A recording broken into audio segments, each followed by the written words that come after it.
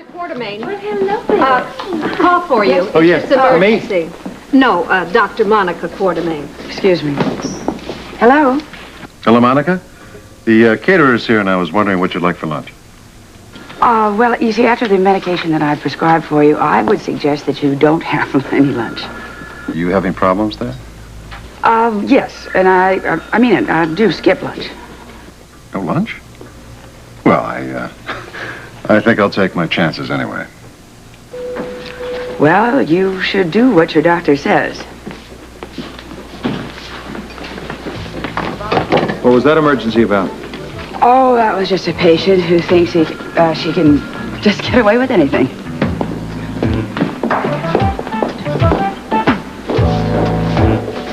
Donnelly seems pretty sure of himself, but I don't think that lunch date is going to show up today. Yeah, well, the day is going to come when Mr. Donnelly is not going to be so damn sure of himself. But the bug is planted. Oh, yeah, right on the bar. Well, now, Mr. Quartermain, we're pretty sure that this affair isn't over yet. But if it doesn't happen today, don't worry. We'll get him the next time. No, the affair is not really my problem. I just want to make sure and have proof that Donnelly and Cassadine have been doing business. Edward, dear. I don't want Mrs. Quartermain to know about that. Well, thank you very much, Chuck. We'll look into that as soon as possible. Mr. Morrison. Nice to see you. Yes, well, we'll have a look at that house for rent just as soon as we can. House? House. Good day, gentlemen. Well, darling. Are the peonies doing well? Yes, but I want to know, what was that private investigator doing here? Oh, well, that was just an act of friendship. I mean, he happens to be a friend of Chuck's, you know, a real estate agent. He happened to mention a house that Chuck thought might be exactly what we're looking for. So we'll put it down on our list.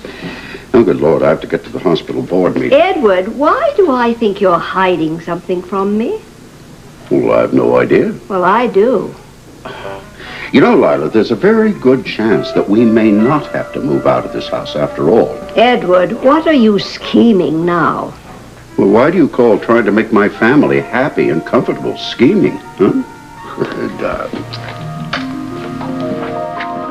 Yeah, well, the topic of the board meeting is going to be the skyrocketing costs of malpractice insurance. Well, I agree. It's getting out of hand.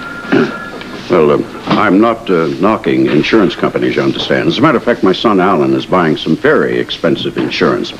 Well, it's well worth it. I mean, he's made his wife the beneficiary in spite of the fact that there's going to be a divorce. Doesn't sound like any Quartermain I know. Oh, well, it gets even better. He's bought this, of course, just to kind of soften her up, keep her in line, so to speak. Very shrewd. Well, it gets even better. Once the divorce is finalized and he's gotten everything that he wants out of her, he's going to cancel that insurance policy so fast that... Oh, good Lord. Let's get out of here. I hope she didn't overhear what I said. Orderly to the third floor nurses station. Orderly to the third floor nurses station. Excuse me, would you dial 555-4242 for me, please?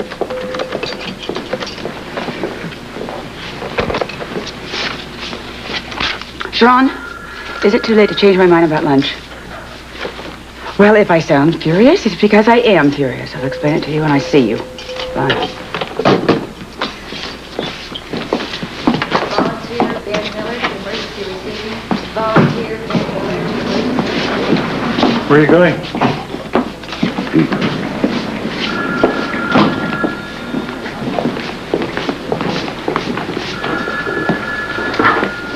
$5,000 in that and invested at 15% interest. That gives me, let's see, well, it's not too bad, all things considered. I've got to be able to... Oh, good afternoon. It may be for you, but for me, it's the worst. Yeah. Well, I don't think I care to hear about this. I'm lucky I didn't run over somebody on the way home from the hospital. I don't believe the nerve of that woman. Has she no scruples? I assume we're talking about Monica, as I usual. don't believe she is such a tramp. Well, now what? I saw her heading out of the hospital. So? Isn't that enough? Well, it's hardly grounds for tramphood. Well, you know exactly where she was heading, straight into Sean Donnelly's open arms. You keep imagining the worst, you're liable to get it, Alan. I already have. I keep thinking about the time the two of them have already spent together. Why do you dwell on such depressing thoughts? Because I am not used to being cuckolded. Well, there are a hell of a lot worse things in life. Poverty, for one. She's so cute. She thinks she's so cute with a cute little medical bag. She goes to see Donnelly on the pretext of some medical reason. He keeps calling the hospital to get an examination. No man in the history of the medical world's had more examinations than he has in the last 3 months. Alan, will you stop getting yourself so worked up? I am worked up. I keep thinking about him with his arms wrapped around her waist. Well, forget about it. I can't. Well, you better. Well, you have a history for violence that Rambo would envy. Now, the last thing we need is for you to let your temper get the better of you. I gotta find out what the two of them are up to. Well, I'm all for that. As a matter of fact, I'll do everything I can to help you. You will? Gee, I appreciate that. You know, it means a lot to me, you standing by me at a time like this. You don't know what it means. Yeah, well, it means I'm looking after my own interests. I want to know where the man's getting the money for all this fancy entertaining. I mean, he's supposed to be broke. How are you gonna find that out? Excuse me, there's Mr. Marston's in the scene. Oh, thank you, Stella. Come right in. We've been expecting you. Hello, gents. How's tricks? You tell us. This is how I expect to find out what Donnelly's been up to. He planted a bug in Donnelly's office. No kidding. It's all in a line of work. This way we will hear whatever he and his guests have to say. If Monica happens to get caught in the trap, well, so much the better. But she's just the gravy. We're after the meat. How long before this contraption's in operation? Well, my receiver here should be working any minute now, and then we'll be able to hear pin drops in Donnelly's office. And you know, that's going to make for some interesting listening, don't you think?